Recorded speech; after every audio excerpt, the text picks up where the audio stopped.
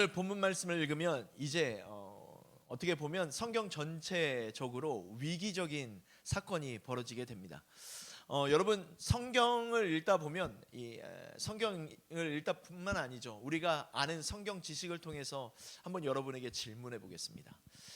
배신자 하면 누가 떠오르십니까? 네, 그렇죠. 배신자 하면 우리는 그냥 하나님을 잘 알지 못하는 사람들도 이 가룟 유다를 지칭해서 이야기합니다. 가룟 유다 하면 배신자, 배신의 아이콘. 그냥 배신자 하면 너 유다 같은 사람이야라고 할 정도로 우리가 잘 알고 있죠.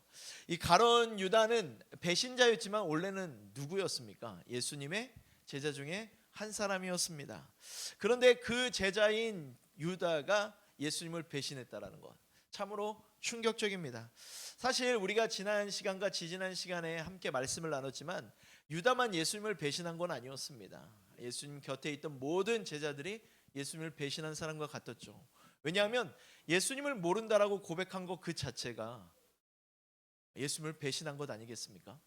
예수님을 따라다니고 예수님의 그 크신 권능과 능력의 이름들을 같이 드러냈는데 갑자기 예수님이 어려움을 당하니까 다 모른다라, 또 제자들이 다 도망갔더라 라고 이야기하는 것 자체가 참으로 이 예수님을 따라다니는 제자들의 모습이 아니라 모두 배신자의 모습과 같았습니다. 우리가 지지난 시간에 함께 말씀을 나눴죠. 이 베드로를 비롯해서 이 세베대의 아들 야고보와 요한도, 심지어 가룟 유다까지도 예수님과 함께 죽으면 죽었지라고 이야기할 정도로 믿음이 좋아 보였습니다. 그런데 예수님이 어려움 당하자마자 그들이 예수님을 모른다 하였고 배신했다라는 것. 그러면서 우리의 삶을 한번 돌아보았죠. 우리의 삶은 정말 예수님을 따라다니는 제자인가? 제자의 모습처럼 살아가고 있는가? 예수님과 함께 죽으리라 라고 고백했던 그런 믿음의 고백들은 없고, 예수님이 내 눈앞에 보이지 않으니까 내 세상의 즐거움을 쫓아다닐 때는 없으셨습니까? 이 마가복음 14장 31절 50절 말씀 우리가 지난 시간에 봤는데 베드로가 힘있게 말했습니다. 내가 주와 함께 죽을지언정 주를 부인하지 않겠습니다. 모든 제자들도 이와 같이 했지만 제자들이 다 예수를 버리고 도망을 갖는 모습이 성경에 기록되어 있습니다. 이 베드로의 고백 이후에 어떠한 일들이 있었냐면 지난 시간이었죠. 예수님께서 겟세마네 동산에서 기도하실 때 예수님께서 함께 기도하러 제자들과 올라가셨죠. 그래서 예수님은 자기의 뜻이 아니라 아버지의 뜻을 이루기 위해서 정말 기도하셨습니다. 예수님께서 고뇌에 차서 더욱 간절히 기도하셨고, 그래서 땀이 핏방울 같이 되어서 땅에 떨어졌더라라고 성경은 기록하고 있습니다. 예수님께서 기도를 마치시고 일어나서 제자들에게 와서 보셨습니다. 그때 제자들이 무엇을 하고 있었죠?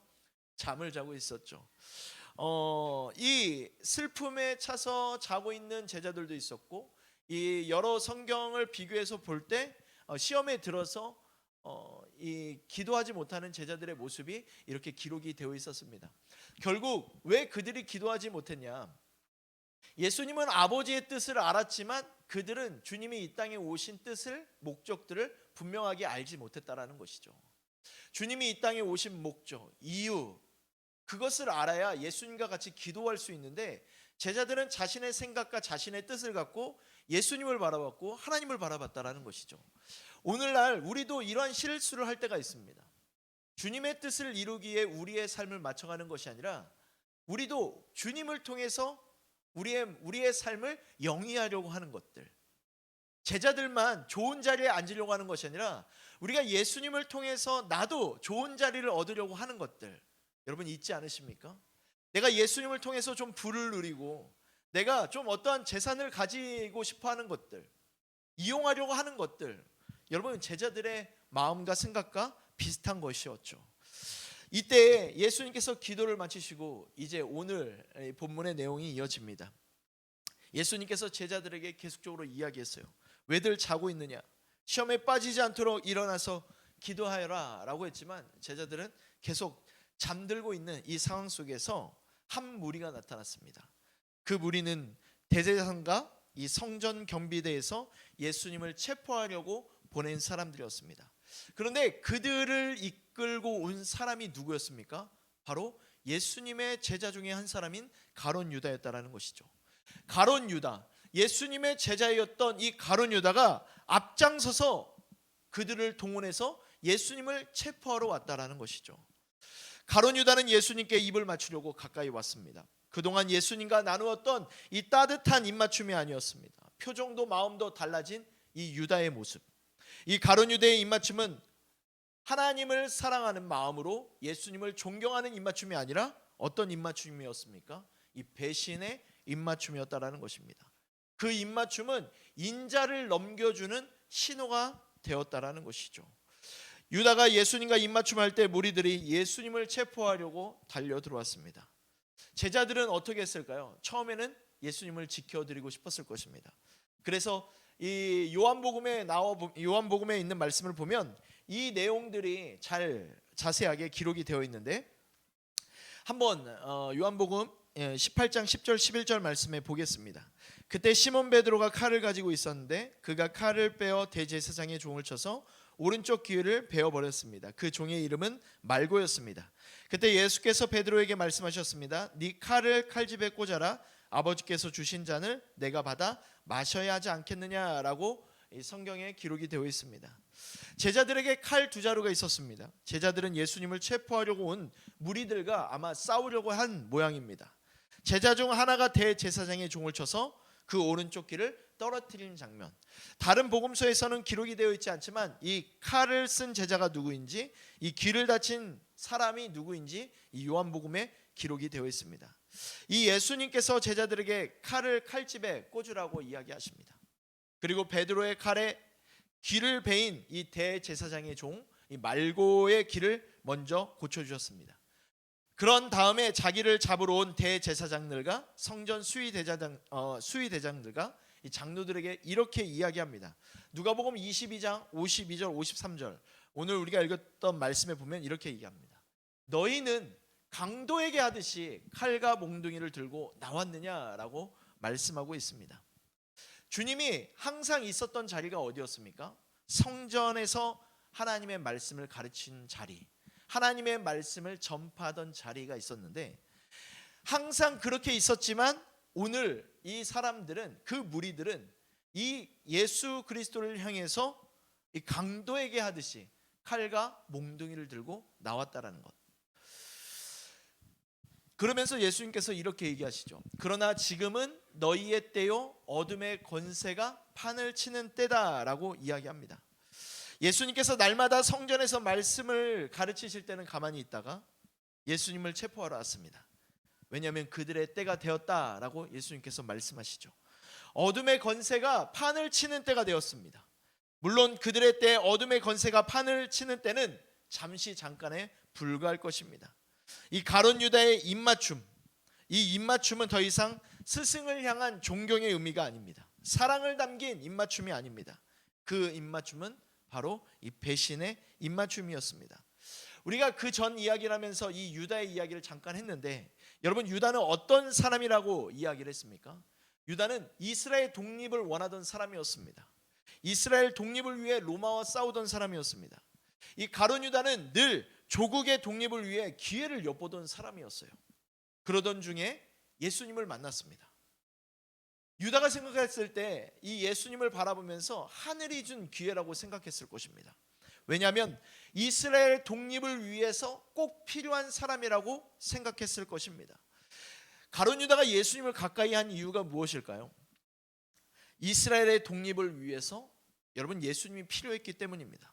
수많은 사람들이 예수님을 따르는 모습을 보면서, 온갖 기적을 베푸는 예수님을 보면서 아마 유다는 자신이 뜻하던 것, 이스라엘 독립을 위해서 예수님의 모습들을 보면서, 말씀들을 보면서, 이제 우리는 이스라엘의 독립, 이것이 이루어질 수 있을 거라고 아마 생각했을 것입니다.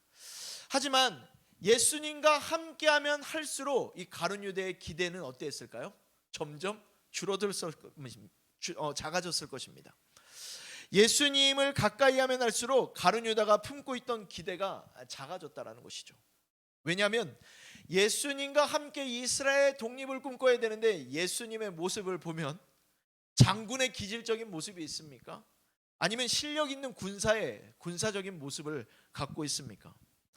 예수님께서 또 민중을 선동해서 칼을 들고 로마와 싸울 뿐이 아니라는 것을 점점 깨닫게 되는 것이죠. 칼을 들고 로마와 싸워야 하는데 예수님은 뭐라고 말씀하십니까? 3번씩이나 제자들을 향해서 내가 십자가에 못 박혀 죽어야 된다라고 말씀하고 있다라는 것이죠.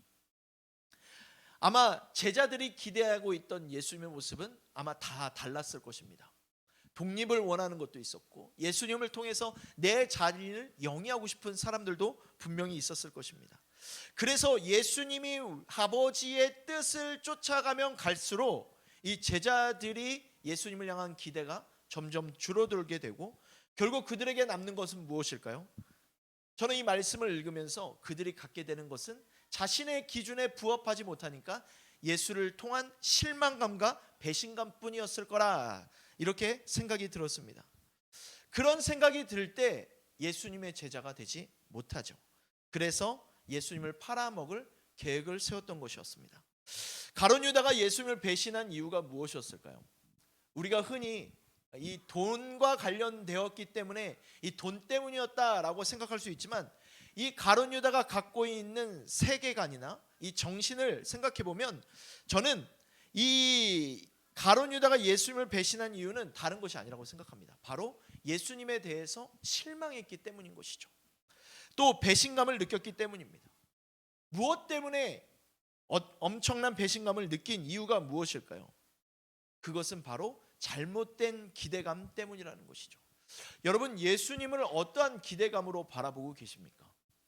나를 건강하게 해줄, 나에게 부를 넘치게 해줄, 여러분 그렇게 예수님을 부족처럼 생각하고 계시지는 않으십니까? 가룟 유다에게 다른 사람이 없었던 이 예수님의 뜻을 향한 것들보다 아버지의 뜻을 찾기보다 자신의 뜻을 이루기 위한 삶, 그리고 또 욕심 때문이었다는 것을 오늘 우리가 말씀을 통해서 다시 한번 보게 됩니다. 이 예수님을 배신한 이유가 이 잘못된 기대감과 욕심 때문인데 이 가룟 유다에게는 욕심이 있었던 것이 있었습니다. 그것이 바로 이 돈의 욕심도 있었습니다. 예수님의 제자는 예수님을 더 사랑함에도 불구하고 예수님을 더 소중하게 여겨야 됨에도 불구하고 가룟 유다는 이 예수님보다 이 돈을 사랑하고 있는 모습을 우리는 성경 속에서 발견하게 됩니다. 가룟 유다는 계산에 능했던 자였던 것 같습니다. 왜냐하면 돈에 관심이 있었기 때문이죠. 그래서 이 세리 출신인 이 마태를 제치고 이 제자 공동체에서 회계 업무를 담당했죠. 그런데 이 가룟 유다가 돈에 욕심이 있었다라는 것을 우리가 어떻게 알 수 있냐면 이 요한복음 12장 3절에서 6절에 있는 말씀에 보면 이 끝에쯤에 이런 말씀이 기록되어 있습니다. 그는 돈주머니를 맡고 있었으면서 거기에 있는 돈을 훔쳐가곤 했기 때문입니다 라고 이 문제를 지적합니다. 가룟 유다가 돈에 관심이 많고 계산은 잘하는 것은 좋았지만 어땠습니까? 이 제자 공동체에서 회계를 맡아보면서 자꾸 공금에 손을 냈다라는 것이죠. 그래서 이 요한이 그 사실을 기록에 남겨두었습니다. 가룟 유다는 예수님을 주님으로 섬기지 않았습니다. 예수님을 진정한 스승으로 여기지도 않았고 예수님을 오히려 이용하려고 했습니다. 자신이 속해 있는 공동체를 이용하려고 했고 예수님을 통해서 자기의 야망을 이루려고 했습니다. 가룟 유다는 예수님을 이용해서 이 정치적인 야망을 이루고 싶었던 것이죠. 여러분, 이러한 유다의 모습을 보면서 어떠한 판단을 하실 수 있겠습니까? 이 유다가 가지고 있는 신앙이 올바른 신앙입니까? 이것이 진정한 이 제자의 모습입니까? 진정한 제자라면 예수님을 마음의 중심에 모셔야 되는 것이 당연합니다. 하지만 이 유다는 예수님을 마음의 중심에 모시지 못했다라는 것. 이 가룟 유다는 예수님을 인생의 주인으로 섬기지도 않았습니다. 대신 돈과 명예, 권력을 자기 인생의 주인으로 섬겼다라는 것이죠. 이 가룟 유다는 점점 욕심이 많아졌습니다. 예수님께서 하실 수 있는 능력을 보면서 예수님이 갖고 있는 이 모든 것들을 보면서 욕심이 많아지기 시작했습니다. 그리고 예수님보다 더 사랑해지는 것들이 많아졌다라는 것이죠. 급기야 예수님을 돈 몇 푼에 팔아넘기는 파렴치한 이 제자의 모습, 아니 제자라고 하기도 어렵죠. 그런 사람이 되어버렸습니다. 물론 돈을 목적으로 가룟 유다가 예수님을 배신한 건 아니라고 여러분한테 말씀드렸습니다. 돈에 대한 욕심이 컸다라고 이야기하는 것이죠. 독립을 이루기 위해 예수님을 따랐지만 그 기대가 계속적으로 예수님을 통해서 무너지는 모습들. 본문을 좀 더 보시면 이 가룟 유다와 대제사장, 성전 수비대장이 예수님을 체포할 작전을 짰습니다. 가룟 유다가 그 작전의 중심에 있었습니다. 무리들은 암호를 짰고 그 암호가 무엇이었습니까? 바로 입맞춤이었습니다. 가룟 유다는 내가 가서 입을 맞추는 그 사람을 체포하라라고 말했습니다. 그가 바로 예수님이었죠. 배신은 이 가룟 유다의 입맞춤으로 시작이 되었습니다. 가룟 유다가 예수님께 가까이 나아갔습니다. 평소 하던 대로 예수님을 향해서 입을 맞추었습니다. 무리들은 가룟 유다가 입을 맞추는 그 사람들을 향해서 그 사람을 주목했습니다. 이제 무엇만 하면 됩니까? 체포하는 일만 남았습니다. 예수님 당시 입맞춤은 그 사람에 대한 존경의 표시였습니다. 제자가 스승 앞에 서서 라삐어 하고 부르면서 입을 맞추는 것은 그만큼 스승을 사랑하고 존경한다는 의미입니다. 그런데 그 사랑과 존경의 표현이 한순간에 배신의 의미가 되어버렸습니다. 이 마가는 가룟 유다의 배신과 예수님께서 체포되는 당시 상황을 자세하게 기록했습니다. 마가복음 14장 43절에서 46절 말씀입니다. 예수께서 아직 말씀하고 계시는데 12제자 가운데 하나인 유다가 나타났습니다. 그 곁에는 칼과 몽둥이로 무장한 사람들이 함께 있었습니다. 그들은 대제사장들과 율법학자들과 장로들이 보낸 사람들이었습니다. 예수를 넘겨주는 사람이 그들과 신호를 미리 정했습니다. 내가 입을 맞추는 사람이 바로 그 사람이니 그를 붙잡아 단단히 끌고 가시오. 유다는 예수께 곧바로 다가가 선생님하고 입을 맞추었습니다. 그러자 사람들이 예수를 붙잡아 체포했습니다 라고 이렇게 성경에 기록되어 있습니다. 유다가 예수께 곧바로 다가가 선생님하고 입을 맞추는 이 장면의 원어를 보니까 이 입맞춤을 이 원어로 보니까 열정적인 입맞춤으로 이야기하고 있더라고요. 그냥 어떠한 형식적인 입맞춤이 아니라 가룟 유다의 입맞춤은 예수님을 향해서 존경과 사랑의 의미를 담은 이 입을 맞추는 열정적인 입맞춤을 사용하여서 의미를 사용하여서 이 성경은 기록하고 있습니다. 여러분, 가룟 유다가 예수님께 했던 입맞춤은 그런 형식적인 입맞춤이 아니었다고요. 열정적인 입맞춤이었다라는 것이죠. 정말 사랑하고 존경하는 사람에게 하는 모양으로 예수님께 입맞춤을 했다라는 것입니다. 이 입맞춤의 의미 단어를 사용한 단어를 또 다른 곳에서 찾아보니까 어디에 있었냐면 이 누가복음 15장에 기록이 되어 있더라고요. 그 말씀이 어떠한 말씀이 기록이 되어 있냐면 이 탕자의 비유에 기록이 되어 있었습니다.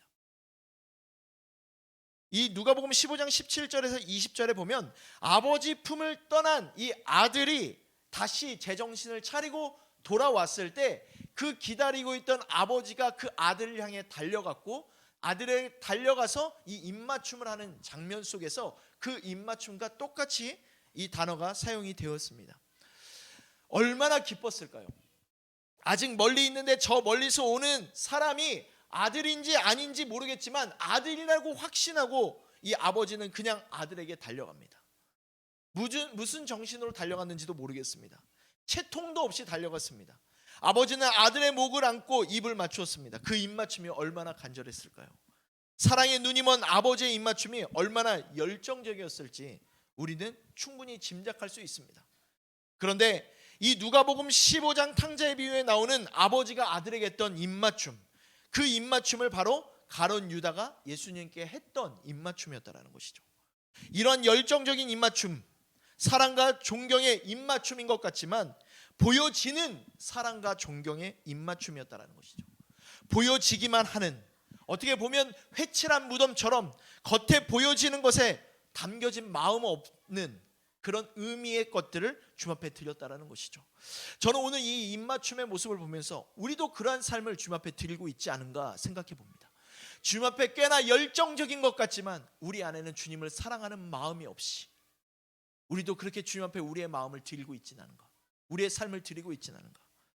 한순간에 가룟 유다의 입맞춤이 배신의 암호가 되었듯이 우리도 겉으로는 주님을 사랑하는 척하면서 우리의 마음속에서는 주님을 배신하고 있는 삶을 살아내고 있지는 않은지 우리의 삶을 점검해 봐야 할 것입니다. 이번 사순절을 우리는 보내고 있으면서 여러분, 주님을 얼마나 생각하며 주님을 담아내고 계십니까? 형식적인 사순절이 아니라 정말 주님을 사랑하는 마음을 담아낸 그 삶을 표현하고 계십니까? 우리는 예수님을 겉으로 입으로 부인한 적은 없을 것입니다. 오랫동안 신앙생활하면서 예수님을 모릅니다 라고 하지는 않으실 것입니다.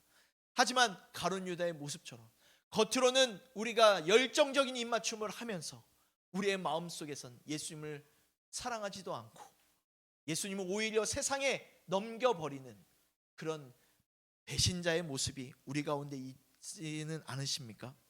삶의 순간순간 한번 돌이켜 보십시오. 예수님이 여러분과 동행하고 계십니까? 예수님을 모른다고 입으로 부인하고 있지 않지만 마음으로 부인하며 살아가고 계시지 않으십니까? 또 우리는 예수님을 배신한 적 없으십니까? 우리도 더 폼나게 살려고 예수님을 배신하고 조금 더 편해지려고 예수님을 배신한 적 없으십니까? 예수님을 버리고 도망간 적은 또 없으십니까? 우리도 예수님을 버리고 도망친 적 분명히 있을 것입니다. 겉으로는 그러지 않은 것 같지만 마음속으로는 예수님을 향해 비난과 불평함과 불만을 폭주하면서 이럴 바에야 예수님을 믿지 않고 말지라고 우리 안에 그러한 마음들을 갖고 부인한 적은 없으십니까? 뜨겁게 기도하고 찬양하지만 어려운 순간이 닥쳐오면 우리도 겉으로는 드러내는 모습은 유다의 열정적인 입맞춤인 것 같지만 우리의 마음은 늘 주님을 배신하는 이 유다의 모습이 아닐까 생각해 봅니다. 저는 오늘 이 말씀을 묵상하면서 이 시편 27편 10절 한 구절이 떠올랐습니다. 우리가 이 말씀을 한번 표준 세번역으로 한번 이 가운데 있는 걸로 한번 우리가 읽고 말씀을 마치려고 합니다. 우리 함께 읽어볼까요? 시작. 나의 부모는 나를 버려도 주님은 나를 돌보아 주십니다. 여러분, 시편 27편에 나오는 이 고백은 다윗의 고백 중에 이해가 안 되는 내용입니다. 여러분, 다윗의 부모가 다윗을 버린 적이 있습니까? 없죠. 다윗의 부모가 다윗을 버렸다는 이야기는 성경에 나오지 않습니다. 이 고백은 어떠한 다윗이 과거 부모에게로부터 나는 버림받았어라고 상처를 고백하는 것이 아닙니다. 다윗이 악인들의 공격 속에서도 구원해 주실 하나님을 절대적으로 신뢰하겠다라는 것이죠. 여러분, 부모는 사람이죠. 부모도 연약합니다. 부모 역시 연약하기 때문에 자식을 버릴 수 있지만 하나님은 절대로 나를 버리지 않으실 거야 라는 이 다윗의 고백이라는 것이죠. 저도 부모가 돼 보니까 이 자식을 위해서 뭐든지 해주려고 노력을 하더라고요. 잘 돌보고 싶어 합니다. 그런데 하나님은 어떠한 상황 가운데에서도 흔들리지 않고 우리를 돌보시겠다라고 이 말씀하는 그 하나님을 신뢰하는 것이 이 다윗에 담겨져 있다라는 것입니다. 여러분, 하나님의 모습을 우리는 늘 어떻게 바라보고 계십니까? 나만 잘해줘야지, 날 잘해줘야지 우리가 하나님을 사랑하는 것입니까? 여러분, 그런 것이 아니라는 것이죠. 저는 오늘 이 말씀을 묵상하면서 이 가룟 유다가 기대했던 주님이 아니라고 해서 겉으로는 열정적인 입맞춤을 하면서 그 입맞춤이 배신의 암호가 되어서 예수님을 그들에게 넘기는 그 장면을 보면서 저의 모습을 투명해 봤습니다. 저도 그러한 모습들이 있더라고요. 나도 겉으로는 주님 앞에 신실해 보이고 말씀을 읽으면서 주님 앞에 나는 주님을 사랑하는 자야라고 하지만 어떤 위기적인 감정이나 모습들이 나에게 드러날 때마다 주님의 사람인 모양으로 살아가는 것이 아니라 그냥 유다처럼 내 이기적인 모습으로 살아갈 때가 있더라고요. 여러분은 어떠하십니까? 정말 주님을 사랑하는 자로 살아가고 계십니까? 주님을 끝까지 신뢰하고 계십니까? 다윗의 고백처럼 부모가 나를 버려도 주님은 나를 돌보아 주실 거야 라는 그러한 믿음을, 주님을 향한 신뢰를 여러분 갖고 계십니까? 저는 오늘 우리 이 말씀을 통해서 우리가 이런 고백들을 우리의 마음 가운데 담아내셨으면 좀 좋겠습니다. 여러분, 주님은 변하지 않으세요. 우리가 해야 될 일은 무엇인지 아십니까? 절대적인 신뢰입니다. 여러분의 삶을 주님께 맡겨드리는 거예요. 우리가 어떤 고백도 아니라 그냥 나를 그냥 통치해 주세요. 나를 다스려 주세요. 그냥 내 몸과 내 모든 생각과 내 감정을 주님께 던져 놓는 것입니다. 주님이 행하실 수 있도록. 여러분, 그렇게 될 때 여러분, 우리가 주님을 배신하지 않을 수 있습니다. 계속 이 누가복음 말씀을 읽으면서 이 갈라디아서 2장 20절 말씀이 계속 떠올라요. 여러분, 주님 안에서 여러분이 죽어야 여러분이 새 생명을 얻는 것입니다. 자꾸 우리의 자아가 나올 때마다 예수님이 보이지 않죠. 여러분의 생각이 많아질수록 여러분, 주님이 나타나잖아요. 그런데요, 주님이 함께 하시기 위해서 우리의 모든 것을 주님께 던져놓으면 여러분 가능합니다. 우리 이 시간 한번 기도했으면 좋겠습니다. 주님, 이제는 겉으로만 주님을 사랑하는 모양이 아니라 정말 우리가 끝까지 하나님 나라 가는 날까지 주님을 절대적으로 신뢰하는 삶을 살아낼 수 있게 해달라고, 우리의 믿음이 흔들리지 않게 하시고 겉모습뿐만 아니라 우리의 마음도 주님 앞에 흔들리지 않는 충성된 하나님이 말씀하시는 그리스도인이 되게 해달라고 이 시간 우리 한 번 더 기도하도록 하겠습니다. 하나님, 참으로